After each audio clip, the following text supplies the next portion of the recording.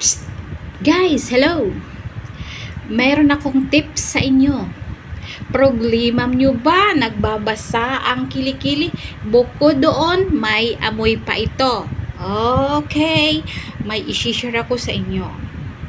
Kumuha kayo ng suka, 1/4 cup, tapos tubig, 1/4 gallon.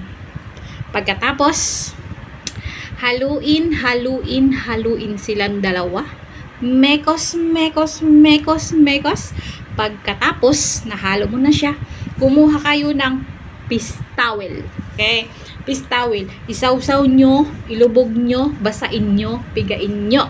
Pagkapiga, hindi masyadong pigang-piga, ilagay sa kilikili.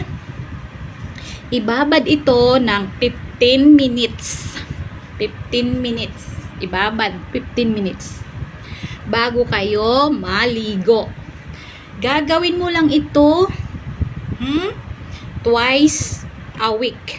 Twice a week.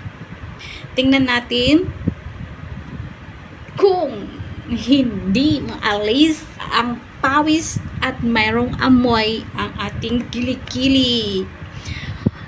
Thank you for watching. Hanggang dito muna ang aking tips para sa inyo. Pagpapawis, problema sa kilikili, may amoy. Hanggang dito muna. Thank you for watching.